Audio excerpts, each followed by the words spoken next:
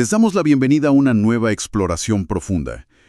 Hoy tenemos sobre la mesa un tema verdaderamente fascinante y, la verdad, con muchísimas capas. Así es, muchísimas capas. Vamos a realizar un análisis a fondo del capítulo 21 del libro de Génesis.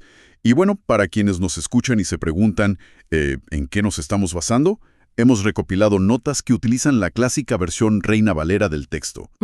Esto viene acompañado de una serie de notas exegéticas. Y creo que vale la pena aclarar ese término de inmediato, porque suena bastante académico. Sí, totalmente. Con notas exegéticas nos referimos a análisis históricos, críticos y también lingüísticos.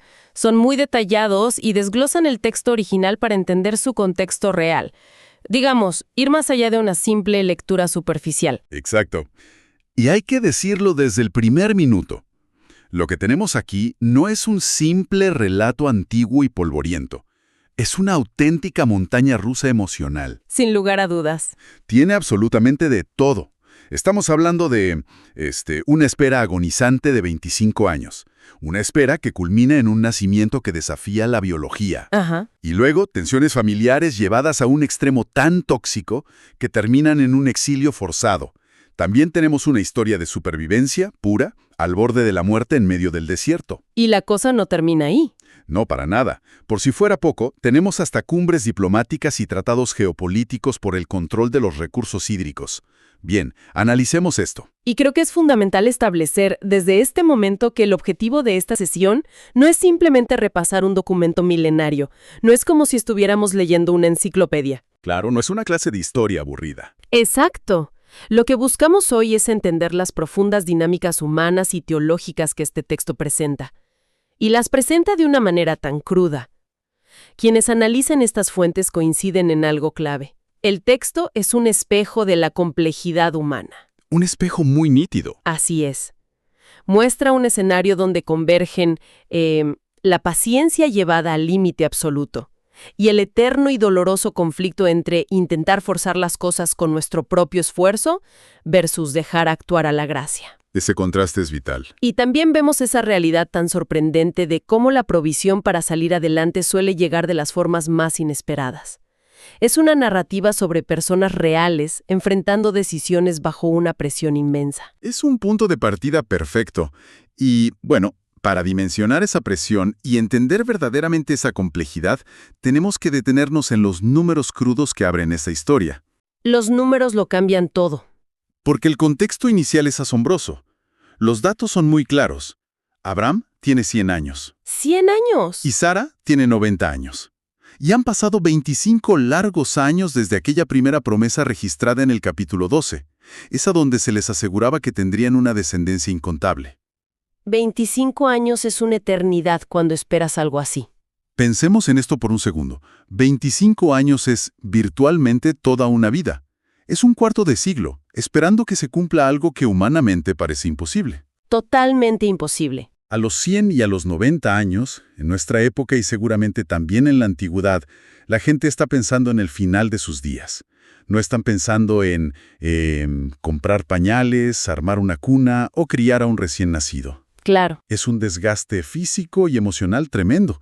Y de repente, contra toda lógica, ocurre. Nace Isaac. Nace Isaac. Y revisando nuestras notas, hay un detalle bellísimo sobre este evento en particular. Sabemos que en el antiguo Medio Oriente los nombres no eran simples etiquetas aleatorias como lo son muchas veces hoy. No, tenían un propósito. Sino que cargaban un peso profético y descriptivo muy fuerte. Entonces, ¿qué hay detrás del nombre Isaac? Lo fascinante aquí es cómo evoluciona un simple gesto humano a lo largo de la historia. El nombre Isaac significa literalmente «él ríe» o simplemente «risa». En los análisis de los capítulos anteriores, específicamente el 17 y el 18, vemos algo revelador. Tanto Abraham como Sara se rieron cuando escucharon por primera vez la reafirmación de que tendrían un hijo en su vejez extrema. Pero no fue una risa de alegría en ese momento, ¿verdad? Para nada. Aquella fue una risa de incredulidad. Una risa casi cínica ante lo que, digamos, humanamente y biológicamente era un absurdo total. Era como la risa de alguien que siente que la vida le está haciendo una broma muy cruel. Exactamente esa sensación. Sin embargo, al llegar a este capítulo 21, el tono cambia por completo. esa misma risa se ha transformado en un gozo público, un gozo genuino y desbordante. ¡Qué maravilla! El texto cita a Sara diciendo algo hermoso. Dice que Dios la ha hecho reír, y cualquiera que lo oyere se reirá con ella. Es contagioso. Así es. La profunda vergüenza social y ese dolor silencioso de la esterilidad en aquella cultura se transforman de un día para otro. Se vuelven una celebración comunitaria. La risa del cinismo es reemplazada por la risa del asombro absoluto. ¡Qué cambio tan radical de perspectiva! Es literalmente pasar del escepticismo total a una alegría que lo inunda todo. Y el texto nos muestra que esta celebración viene inmediatamente acompañada de una obediencia muy estricta a las tradiciones establecidas. Las tradiciones del pacto. Exacto. Los comentaristas detallan que tras el nacimiento, Abraham obedece el mandato divino, circuncida a Isaac exactamente al 8º día, marcándolo oficialmente como el heredero de la promesa. Es un acto legal y espiritual clave. Y luego, la historia da un pequeño salto en el tiempo. El niño crece, sobrevive esa etapa tan vulnerable de la infancia temprana y finalmente es destetado. Que no era poca cosa en ese entonces. Para nada. Nuestras fuentes indican que, en esa cultura antigua, el destete ocurría alrededor de los 3 años de edad. Era un hito de supervivencia enorme debido a la alta mortalidad infantil. Era el momento en el que el niño ya tenía muchas más posibilidades de llegar a la edad adulta. Y para celebrarlo, Abraham organiza un gran banquete familiar. Todo parece perfecto. Es la foto ideal de la promesa cumplida.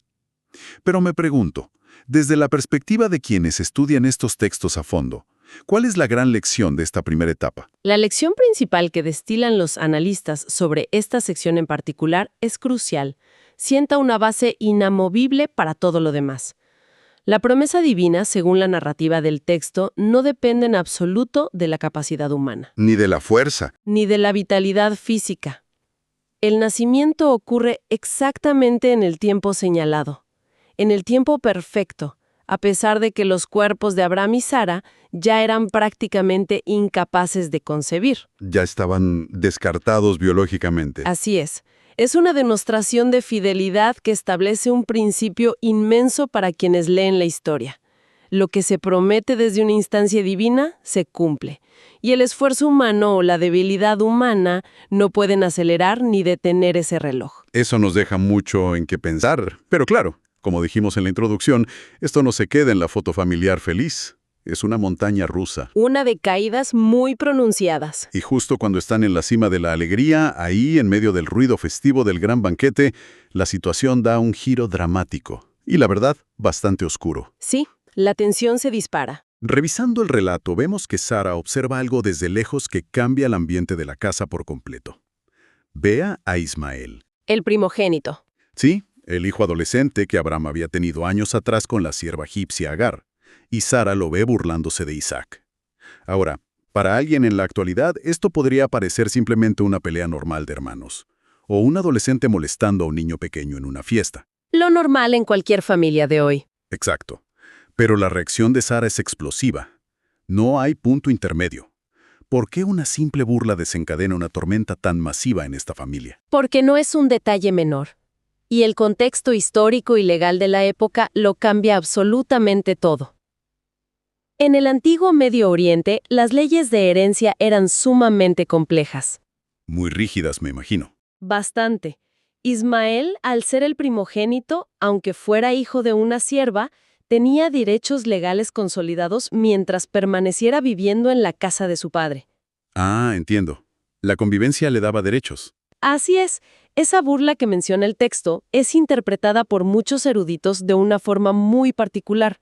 No la ven solo como una mofa infantil, la interpretan como una actitud de superioridad, un desafío directo al estatus de Isaac como el heredero principal de toda la fortuna y la promesa.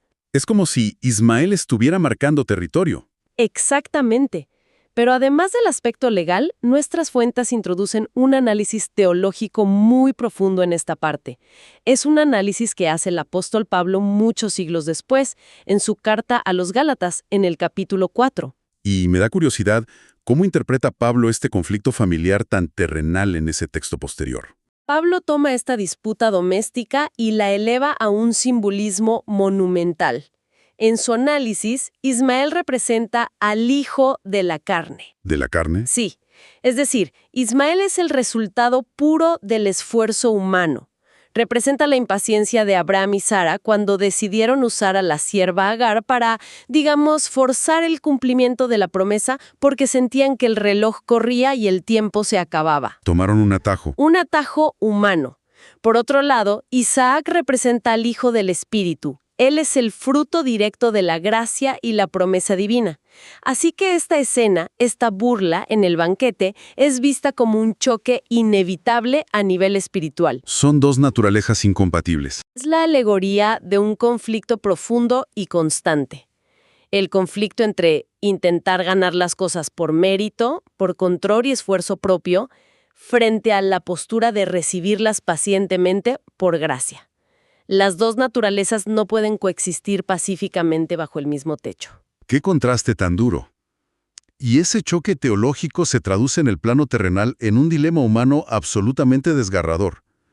Sara toma una postura implacable. Va directamente hacia Abraham y le exige que eche de la casa a la sierva Agar y a su hijo Ismael. Sin contemplaciones. Su argumento es frío, es calculador y directo. Dice que no quiere bajo ninguna circunstancia que el hijo de la sierva comparta la herencia con su hijo Isaac. Es una expulsión definitiva. Al leer esta parte, la crudeza de la exigencia es impactante, y el texto original es muy honesto sobre el impacto emocional. Menciona explícitamente que este asunto angustió en gran manera a Abraham. Una angustia terrible. Imaginemos esa escena en la mente. Es un patriarca inmensamente rico, un hombre poderoso en la región.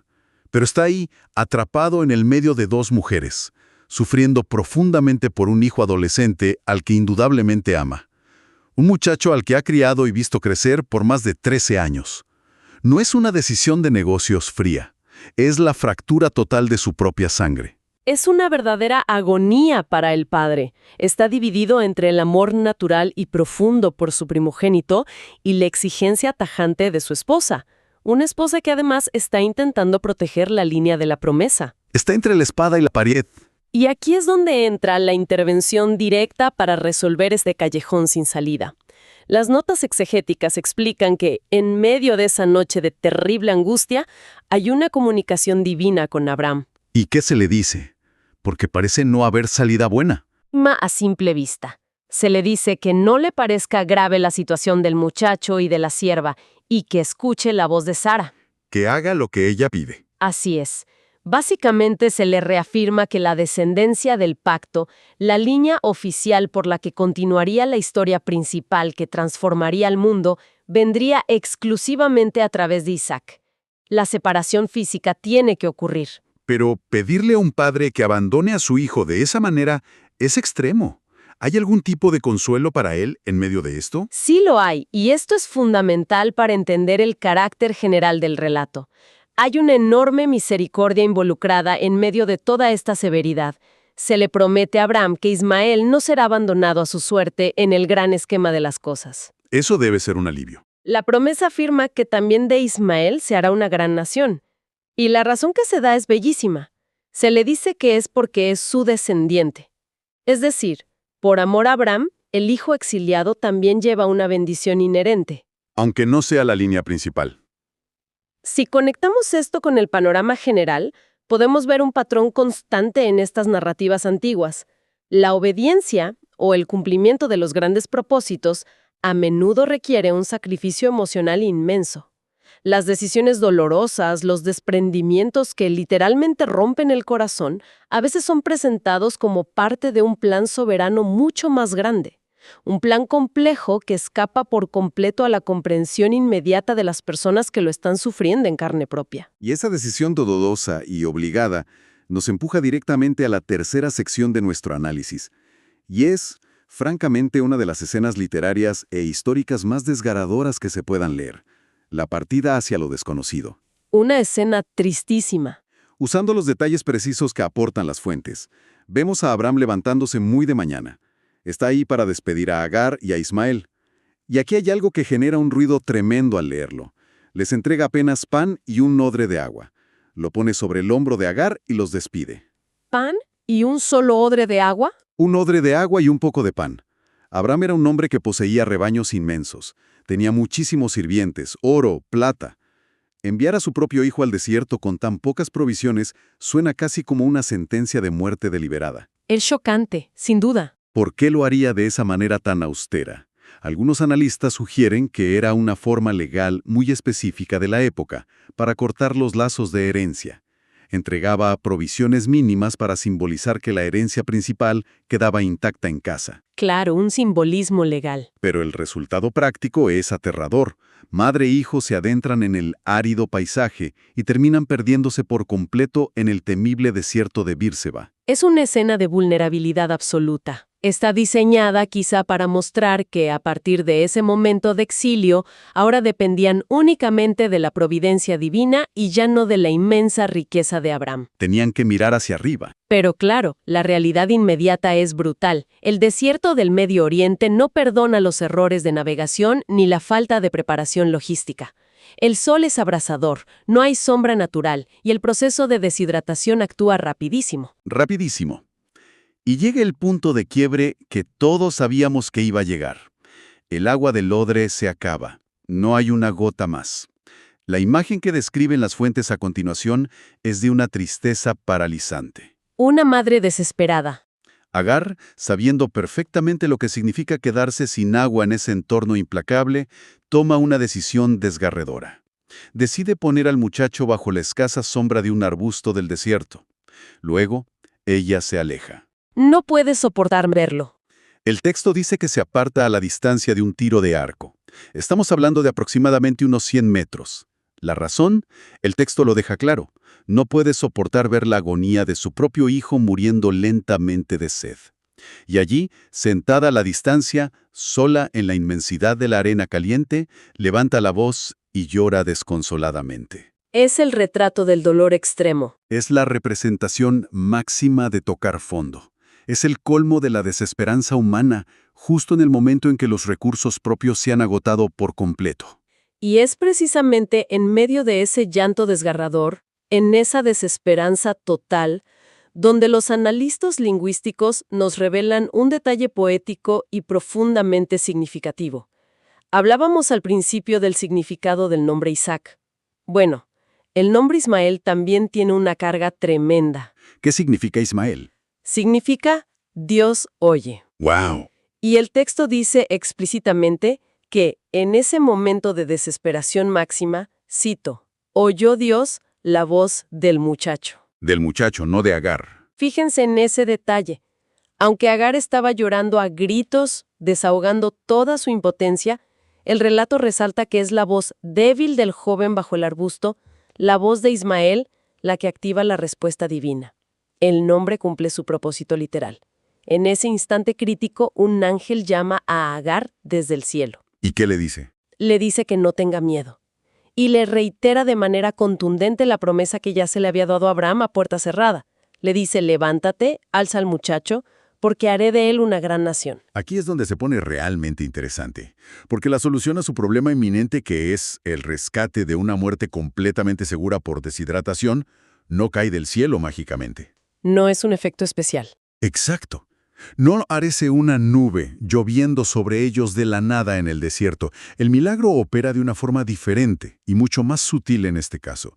El relato menciona que Dios le abrió los ojos a Agar. Y es entonces, y solo entonces, cuando ella ve un pozo de agua. ¿Un pozo que siempre estuvo ahí? Un pozo. El agua que necesitaban desesperadamente para salvar sus vidas, el recurso vital, siempre estuvo a unos pasos. No fue creada en ese preciso instante por arte de magia. El pozo ya existía en el paisaje, pero su desesperación, el pánico absoluto del momento, las lágrimas nublando su vista o simplemente su enfoque total en la tragedia inminente le impedían verlo. Es una metáfora poderosísima para cualquier época. De verdad, si reflexionamos sobre el significado de esto para nuestra audiencia actual, es una lección magistral sobre la percepción humana en tiempos de crisis. A veces, la solución está enfrente. Así es. A menudo, cuando la adversidad golpea fuerte, cuando todo parece perdido, cuando los ahorros se acaban o las opciones vitales desaparecen, la provisión o la salida está literalmente a un lado nuestro. Pero no la vemos por el estrés. Exacto. Se requiere que nuestra perspectiva cambie, que nuestros ojos sean abiertos más allá del pánico, para poder identificar los recursos que ya estaban presentes en nuestro entorno. Es una gran forma de aplicarlo a la vida real. Y además de esta lección personal, hay otro tema central que subrayan enfáticamente los comentaristas en este punto. Este pasaje es una demostración innegable del profundo cuidado que existe por los marginados. Los excluidos. Sí, Agar e Ismael representan a los exiliados, a los que han sido expulsados del sistema, a los que han quedado fuera de la casa de la abundancia. No son parte directa del pacto principal, no son la línea real oficial, y sin embargo, en su momento de mayor abandono y vulnerabilidad, reciben atención directa, provisión vital y promesas grandiosas. No son desechados como simples daños colaterales en la historia. Es un alivio enorme leer esto dentro de la altísima tensión de la historia, saber que hay cuidado para ellos también. Y bueno, para cerrar el arco narrativo de estos dos personajes tan sufridos, las notas nos confirman el destino final de Ismael. Y es un buen destino. Lejos de ser una víctima que muere tristemente bajo un arbusto, la historia nos dice que Dios estaba con el muchacho. Él crece fuerte y se establece permanentemente en el desierto de Parán. Se adapta al entorno hostil. Se convierte en un arquero experto, que es una habilidad absolutamente indispensable para sobrevivir, cazar y defenderse en esas tierras. Más adelante, su madre toma la iniciativa y consigue para él una esposa de su propia tierra natal. Una esposa de la tierra de Egipto. Así es. Y por registros posteriores que analizan las fuentes, se sabe que a partir de él descienden 12 príncipes que darían origen a varias naciones árabes importantes. Así que la promesa de hacerlo una gran nación comienza a materializarse con mucha fuerza y a echar raíces profundas en el desierto. Lo cual, curiosamente, nos sirve de puente natural para un cambio de escenario radical en la última parte del capítulo. Pasamos de un drama familiar, íntimo y de supervivencia cruda en la arena a una cuestión puramente geopolítica.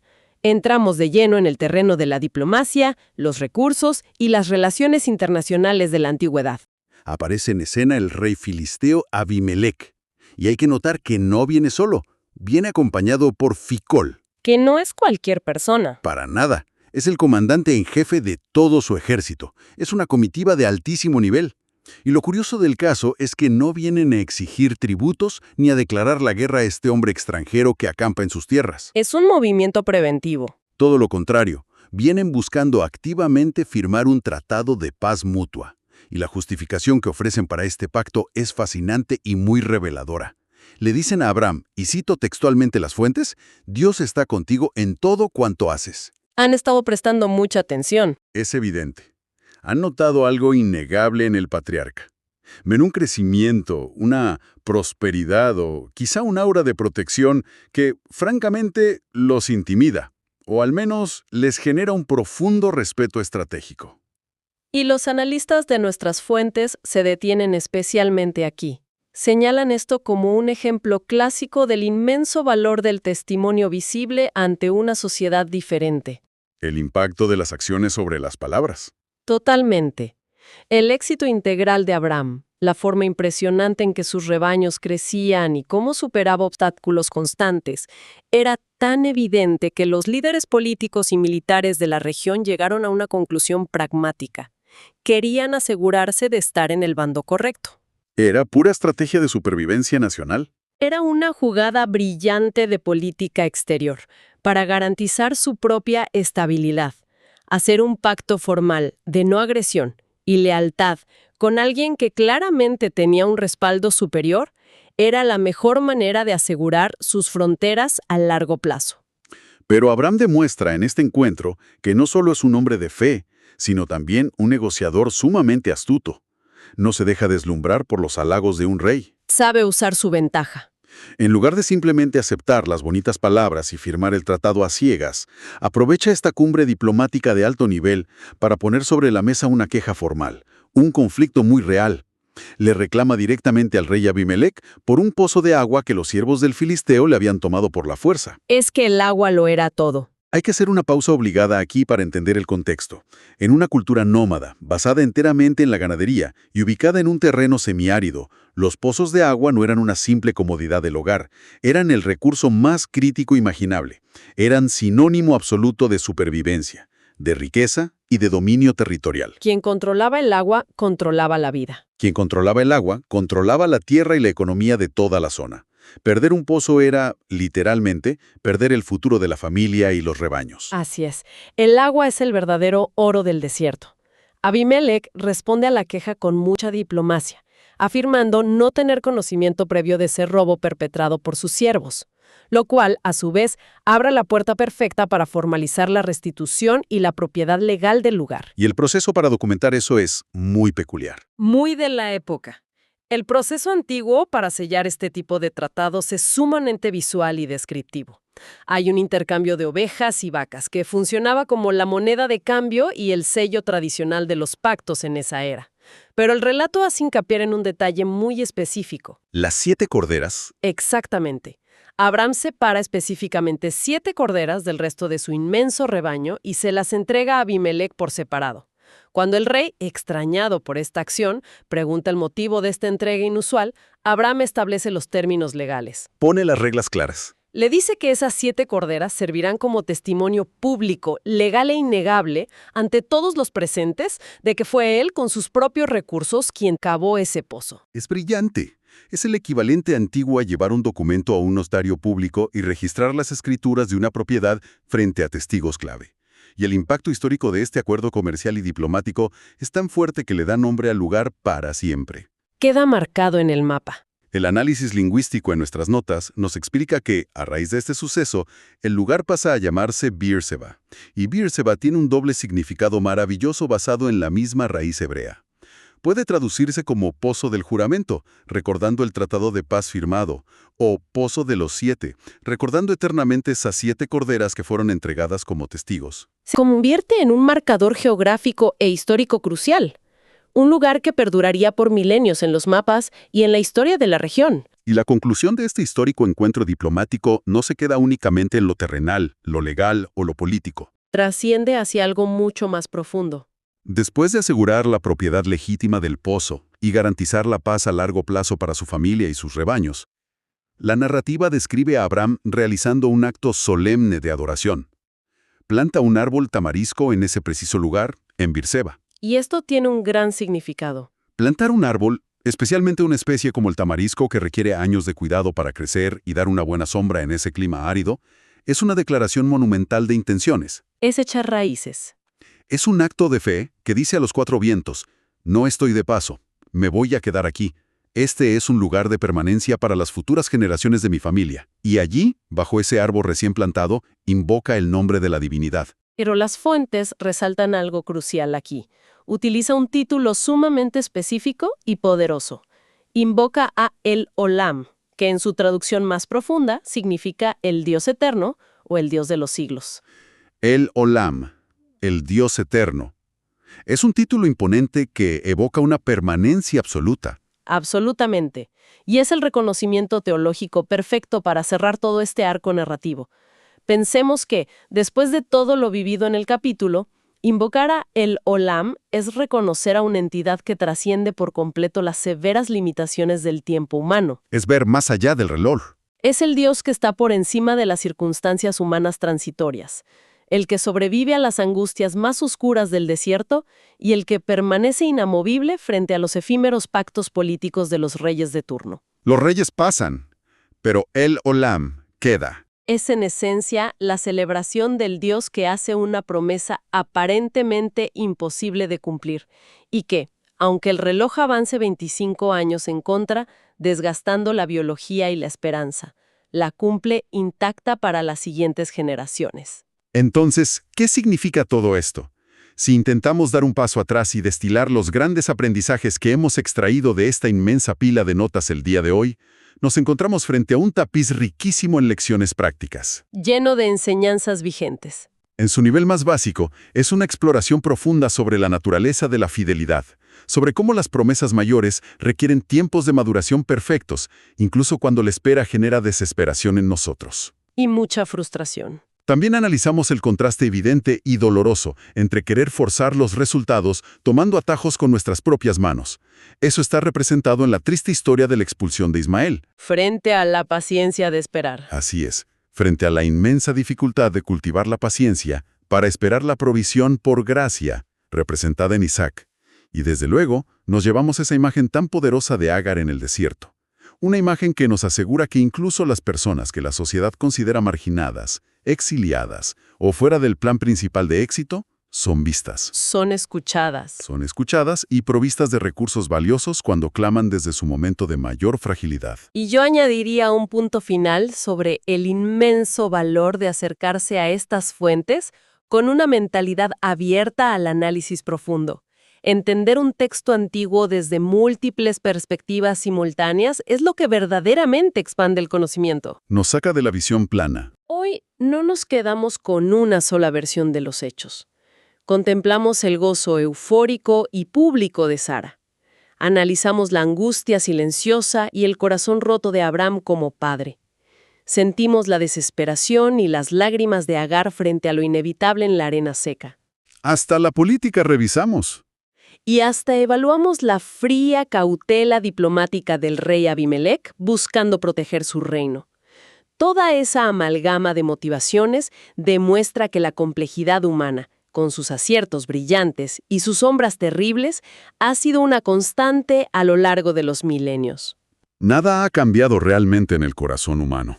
Pero paralelamente a esa confusión humana, el análisis revela una línea constante de provisión. Una provisión que opera de maneras que a menudo escapan a nuestra limitada visión inmediata, solo esperando que simplemente abramos los ojos para ver el pozo que ya estaba allí. Todo está profundamente entrelazado de una manera que resulta asombrosa al detallarlo. Es verdaderamente un relato inagotable de lecciones. Sin duda. Y todo lo que hemos conversado hoy plantea una pregunta importante.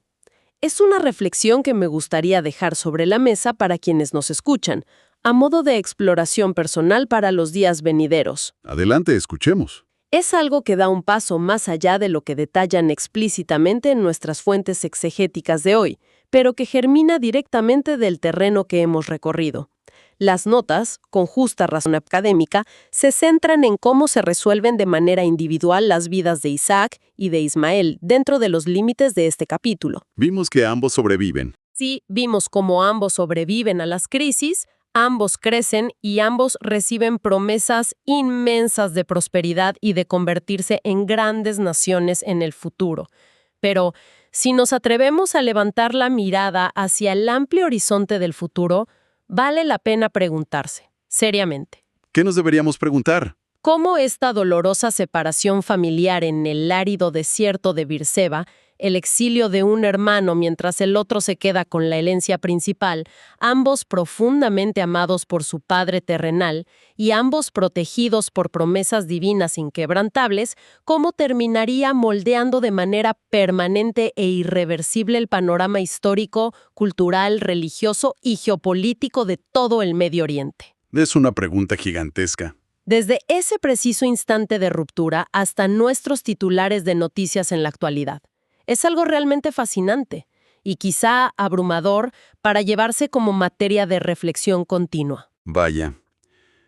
Esa es una de esas preguntas que te detienen en seco y resuenan con una fuerza incalculable, especialmente cuando observamos cómo se ha desarrollado la macrohistoria mundial a lo largo de los siglos posteriores. Las ramificaciones de ese día son increíbles. Es sobrecogedor pensar cómo un evento doméstico, un conflicto familiar bajo el sol inclemente de un desierto hace miles de años, sigue teniendo ecos y reverberaciones tangibles en las tensiones y maravillas de nuestro mundo contemporáneo. Las ramificaciones son verdaderamente infinitas. Totalmente infinitas. Y con esa profunda e inquietante reflexión hemos llegado al final de nuestra sesión. Ha sido un recorrido intenso, denso y absolutamente lleno de descubrimientos a través de este histórico y complejo texto de Génesis. Agradecemos inmensamente a todas las personas que nos acompañan del otro lado, en cada uno de estos análisis a fondo. No hay nada más valioso ni más enriquecedor para la mente que seguir explorando, cuestionando las capas de la historia y aprendiendo de estas fuentes inagotables. Nos encontraremos nuevamente en nuestra próxima exploración profunda, para seguir desentrañando el conocimiento. Hasta la próxima.